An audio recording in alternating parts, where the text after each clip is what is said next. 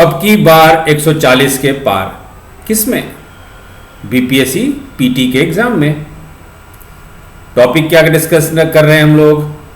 पिछले वीडियो में हम लोग सॉइल्स देखे थे, मृदा, जनरल कॉन्सेप्ट डिस्कस किए थे कि सॉइल्स क्या क्या स्ट्रक्चर होता है, क्या प्रोफाइल होता है, कैसे बनता है, कितना स्तर होता है। तो मृदा का हम लोग एक जनरल कॉन्सेप्ट देखे थे। हम लोग किस माध्यम से पढ़ रहे हैं? टेस्ट सीरीज के माध्यम से पढ़ रहे हैं और क्वेश्चन आंसर के डिस्कशन के माध्यम से हम लोग जो है आज जलोढ़ मिट्टी पे बात करेंगे, alluvial soils. Today we will talk about alluvial soil.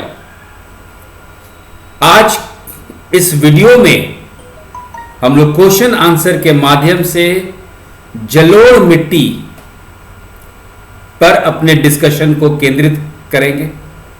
पहले आपको प्रारूप दे देते हैं, एक इंट्रोड्यूस कर देते हैं एलुवियल सॉइल से, फिर एक एक क्वेश्चन हम लोग इस तरह से करेंगे कि सारा कॉन्सेप्ट आपका क्लियर हो जाएगा।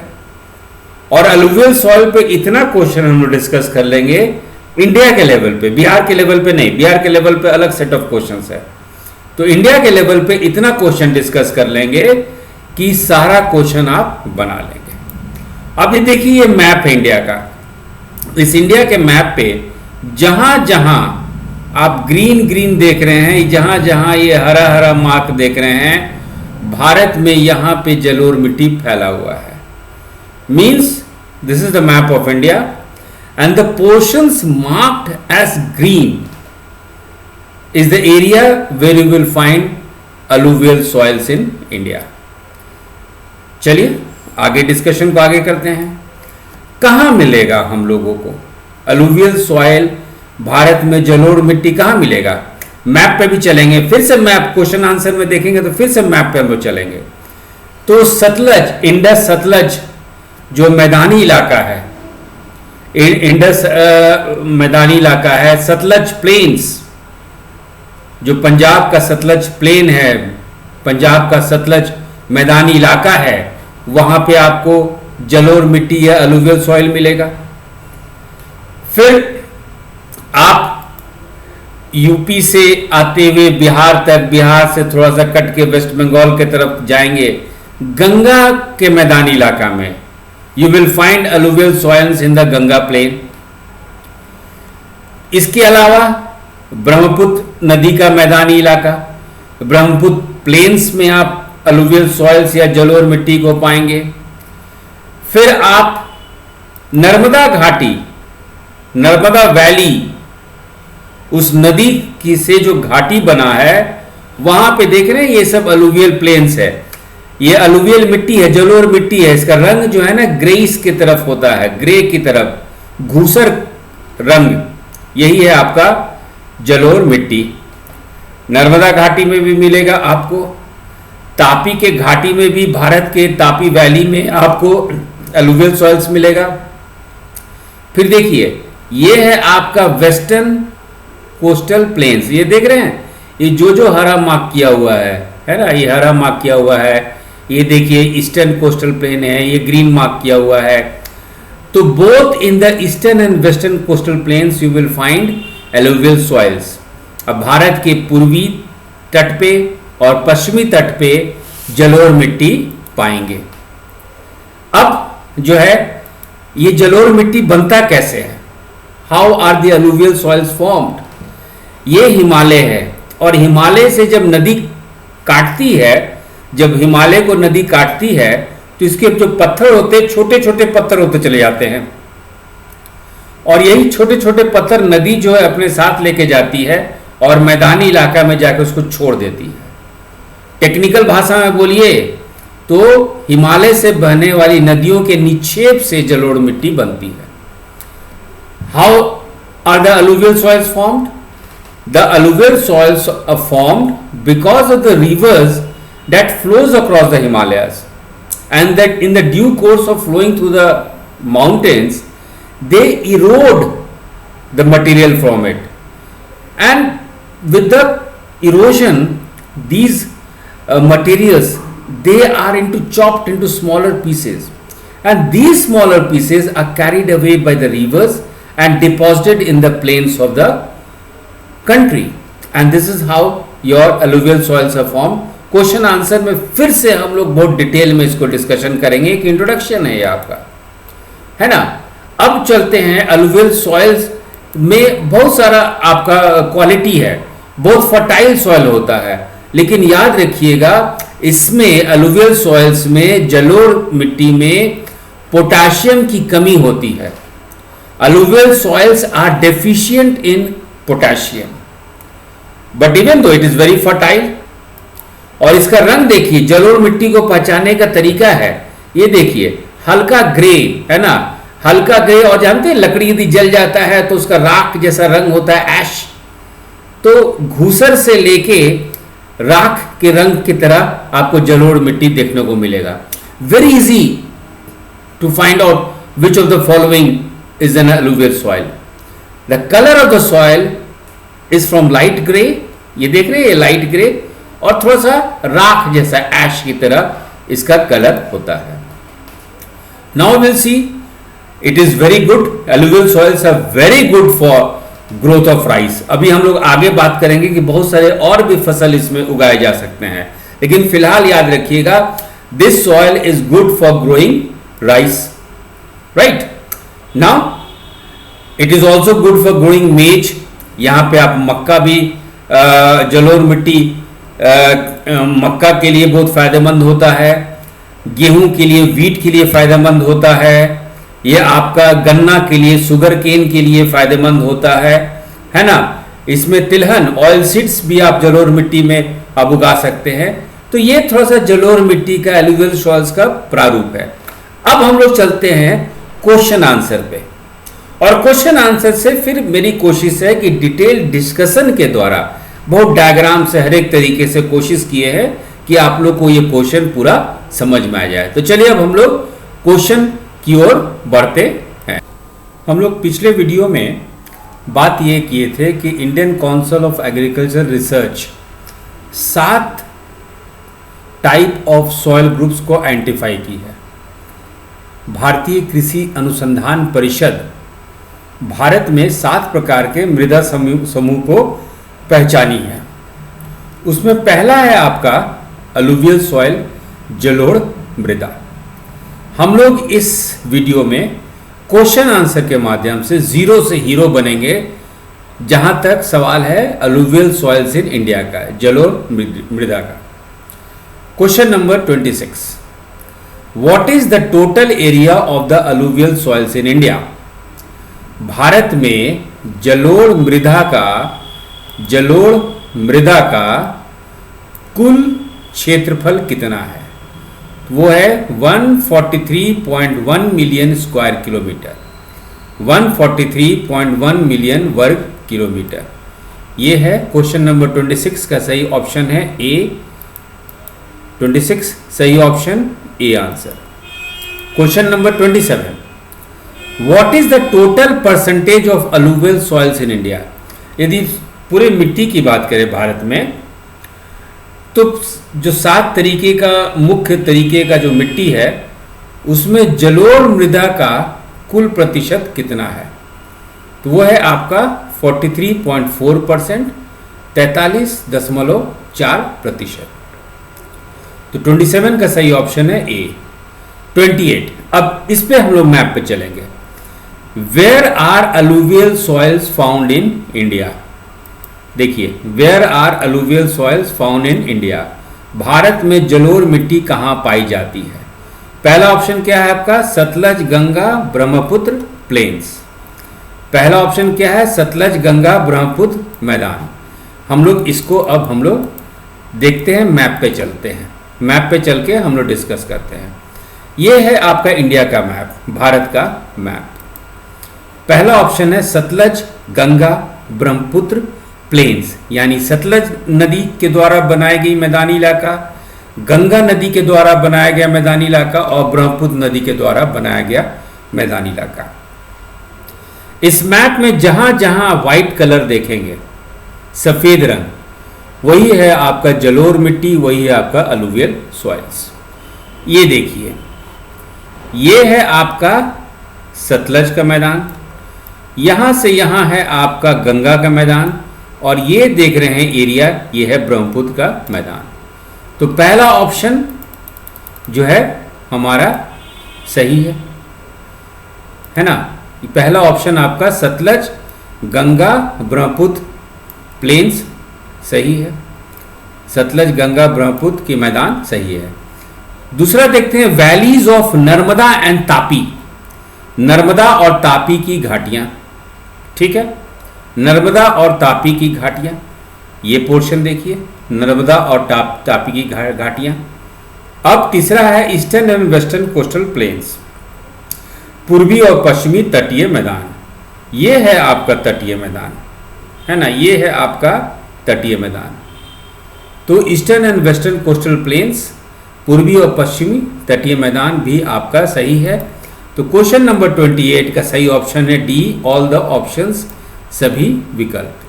तो क्वेश्चन नंबर 28 का सही ऑप्शन है डी, ऑल द ऑप्शंस, सभी विकल्प। Question number 29 important, what is the source of alluvial soils, जलोढ़ मृदा का स्रोत क्या है। अब सवाल ये उठता है कि स्रोत का मतलब है कैसे ये बनती है मिट्टी, this is what we have to answer. So what is the source of alluvial soils. तो पहला देखिए, debris brought down from the Himalayas, Himalaya के निक्षेपों से बनी है। देखिए भाई, चलिए हम लोग देखते हैं जरा डायग्राम पे। ये है हिमालय, हिमालय पे ये जो नदी है, नदी जो है इसको काट रही है ना, नदी जो है काट रही है, यानी अपरदन हो रहा है, इरोजन हो रहा है। The river is cutting the Himalayas, means making the way for its flow. नदी अपना रास्ता बना रही है हिमालय को काट के। तो ये पहले ऐसे बड़े बड़े पत्थर हुआ करेंगे, तो यही बड़े बड़े पत्थरों को काटते काटते छोटे छोटे जो पत्थर हैं इसके साथ आ जाती है। और जब नदी का स्पीड कम हो जाता है तो जो छोटे छोटे पत्थर है ना वो जाके कहीं छोड़ देती है। इसी को कहते हैं निक्षेप, इसी को कहते हैं डिपॉजिट्स। ठीक है, तो पहला option debris brought down from the Himalayas सही है, हिमालय के निक्षेपों से बनी है, ये आपका सही है। दूसरा है silt left out by the retreating sea, सागर द्वारा पश्च गमन के उपरांत छोड़े गए अवसाद से हुआ है। इसका मतलब देखिए, पहले डायग्राम में समझिए, ये सागर है ना, सागर जो है इसको काट रही है अपने वेव से, है ना, अपने लहरों से, यहाँ की इसको पत्थर को काट रही है और कुछ मिट्टी अपने साथ ले जा रही है। ठीक इसी तरह करते करते ये कहीं जाके स्लो हो जा रही है, तो यहीं पे आकर कुछ वो छोटे छोटे कण को वहां छोड़ देती है। तो इसी का मतलब है silt left out by the retreating sea, सागर द्वारा पश्च गमन के उपरांत छोड़े गए अवसाद से हुआ है। तो क्वेश्चन नंबर 29 कि what is the source of alluvial soils, debris brought down from the Himalayas सही है, silt left out by the retreating sea ये भी सही है। जलोढ़ मृदा का स्रोत क्या है, हिमालय के निक्षेपों से बनी है, सागर द्वारा पश्च गमन के उपरांत छोड़े गए अवसाद से हुआ है। ठीक है, चलिए ये भी हमारा क्लियर हो गया।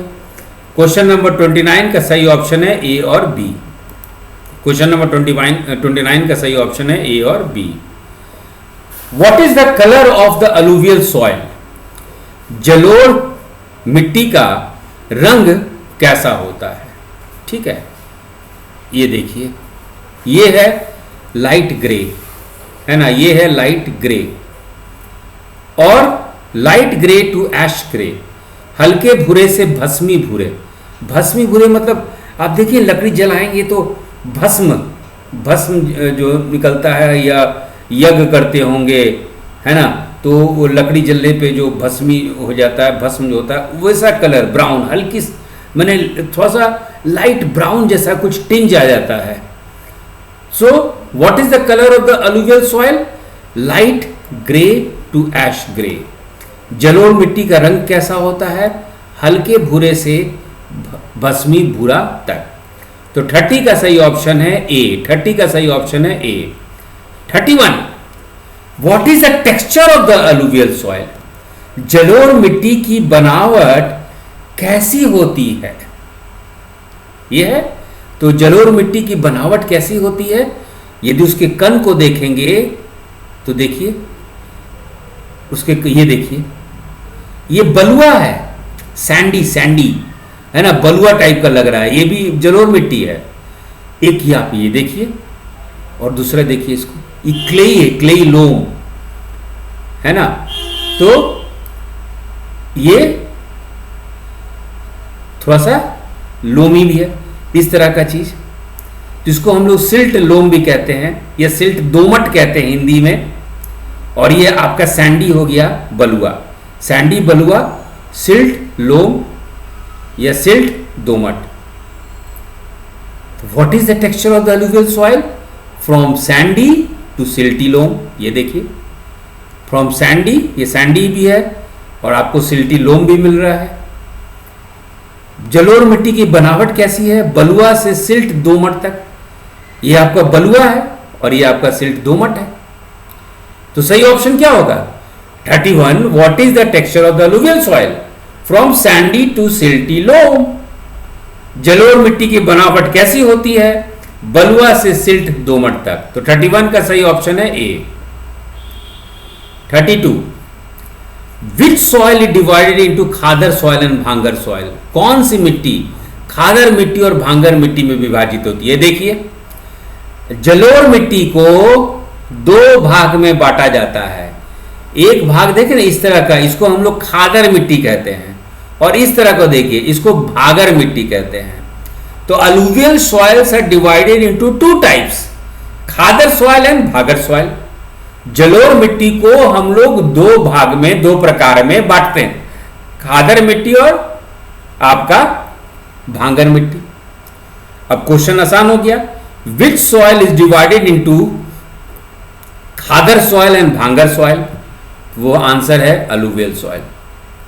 32 का सही ऑप्शन ए। कौन सी मिट्टी खादर मिट्टी और भांगर मिट्टी में विभाजित होती है? तो वह है आपका जलोढ़ मिट्टी। तो 32 का सही ऑप्शन ए। 33, अब चलते हैं खादर, है ना। Which of the following is correct for khadar soils? Khadar मृदा के लिए निम्नलिखित में से कौन सा सही है?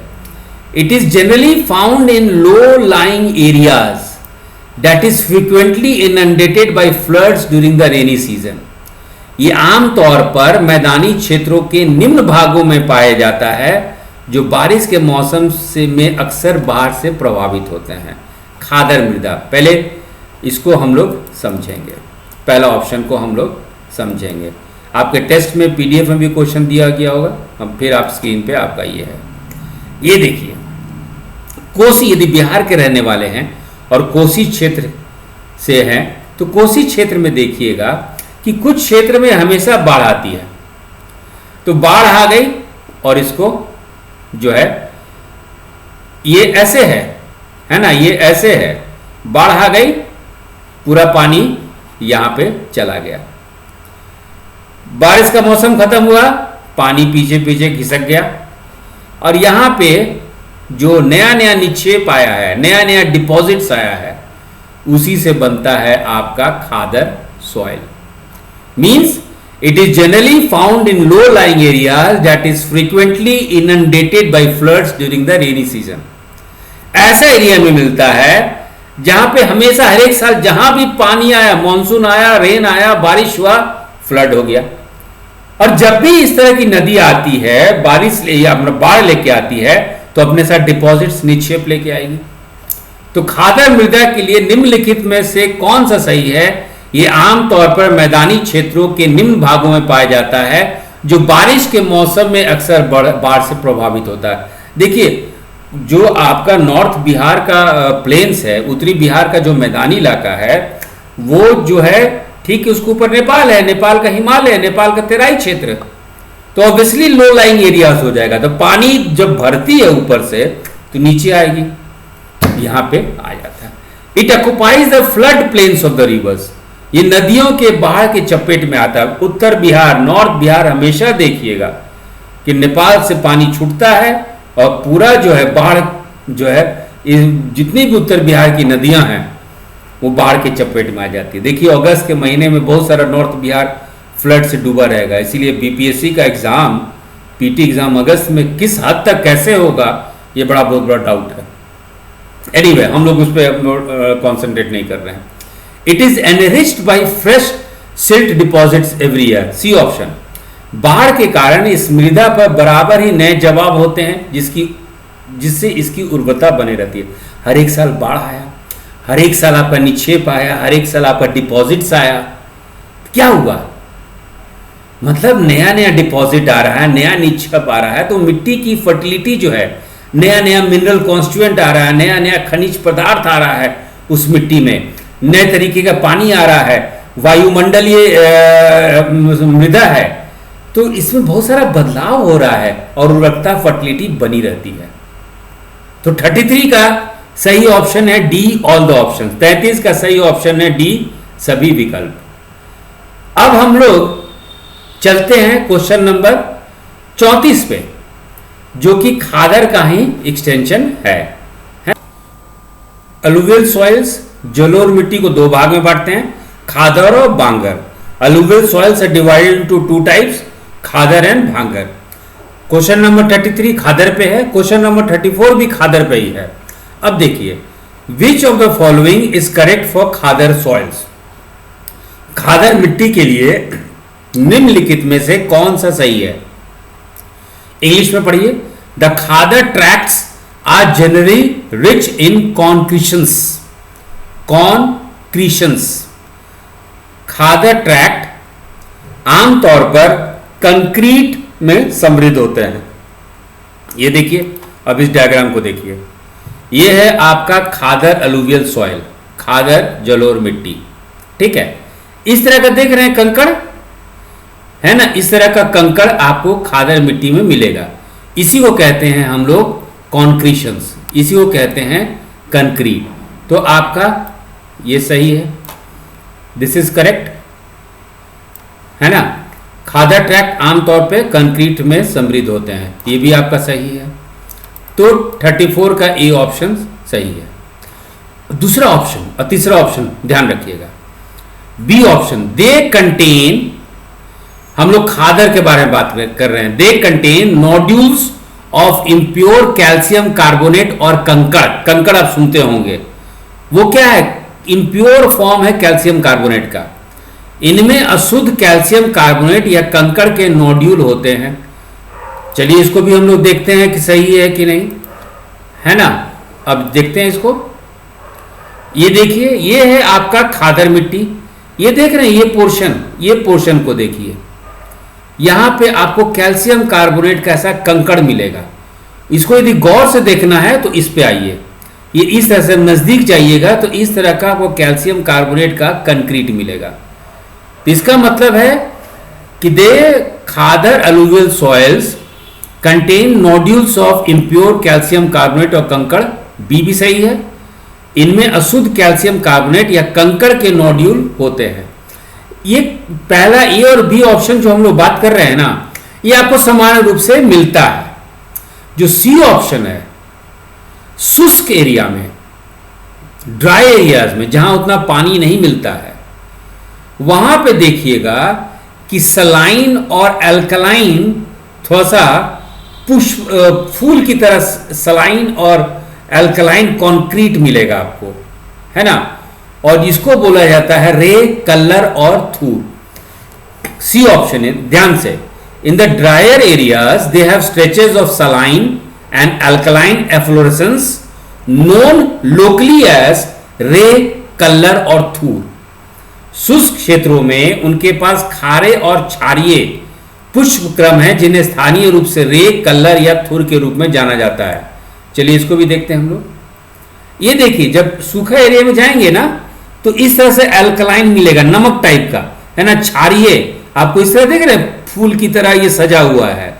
ये ड्राई एरिया में, शुष्क क्षेत्र में मिलेगा। और इसको इस तरह के खादर को बोला गया रे, स्थानीय भाषा में रे बोला जाता है, या कल्लर बोला जाता है, या थूर बोला जाता है। रे, कल्लर या थूर। तो चलिए अब हम लोग 34, which of the following is correct for khadar soils? The khadar tracts are generally rich in concretions, सही है। They contain nodules of impure calcium carbonate और कंकड़, ये भी सही है। In the drier areas they have stretches of saline alkaline efflorescence known locally as reh, kallar और थूर, ये भी सही है। तो डी आपका सही आंसर, 34 का डी सही आंसर। खादर मिट्टी के लिए निम्नलिखित में से कौन सा सही है? खादर ट्रैक्ट आमतौर पर कंक्रीट में समृद्ध होते हैं, ये सही है। इनमें अशुद्ध कैल्शियम कार्बोनेट या कंकड़ के नोड्यूल होते हैं, ये भी सही है। शुष्क क्षेत्रों में उनके पास खारे और क्षारीय पुष्करम है, जिन्हें स्थानीय रूप से रे, कलर या थूर के रूप में जाना जाता है। तो सही ऑप्शन है आपका डी, 34 का सही ऑप्शन है डी, है ना। 34 का सही ऑप्शन है डी। चलिए 35, क्वेश्चन नंबर 35।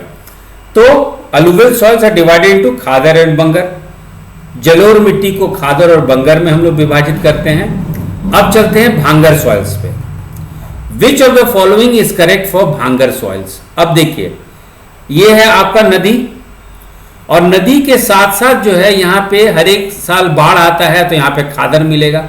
लेकिन दूर इलाका में तो पानी पहुंच नहीं पाएगा, तो पुराने ही नीचे पुराना ही डिपॉजिट चलते आ रहा है।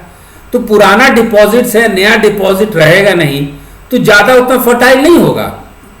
जैसे पटना के साथ, गंगा के साथ देख लीजिए, जो जगह एकदम नदी के साथ में है, वहां अपने आप जो बड़ा बड़ा गन्ना हो जाता है आपको अपने आप नेचुरल वे में, क्योंकि इतना फर्टाइल एरिया हो गया है। एवरी ईयर फ्लड्स डिपॉजिट्स आ जाता है, जो कि पटना के अंदर वो चीज नहीं है। यदि शहर के अंदर में उतना फर्टिलिटी नहीं है, ऑब्वियसली कंक्रीट बन चुका है, लेकिन यदि कंक्रीट नहीं रहे तो उतना फर्टिलिटी नहीं रहेगा।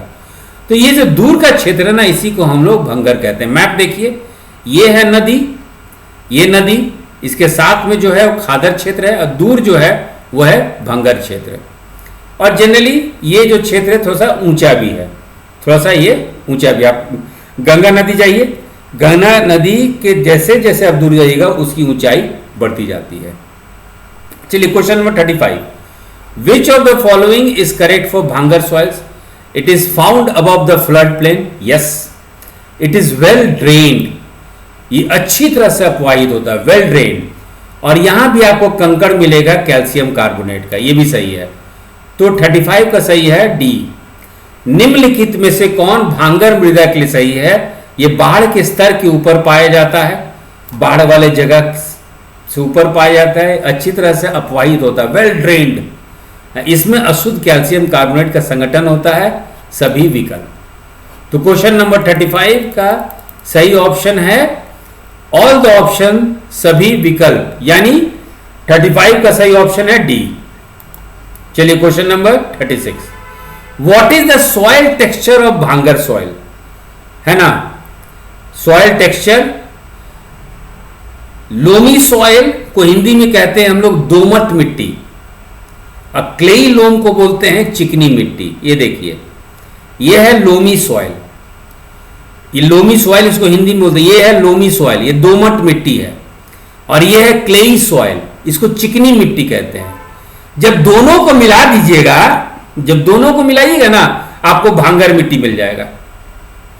और ये है आपका बलुआ, खादर में बलुआ मिलता है, ये मिलता है, लेकिन ये नहीं मिलता है। लेकिन लोमी, इन दोनों को मिलाएंगे, इन दोनों को मिलाएंगे तो आपको भांगर मिलेगा। यानी ये दोमट हो गया, ये चिकनी मिट्टी हो गया, लोमी हो गया, ये क्लेई सॉइल हो गया। चलिए आपको आंसर आसान है।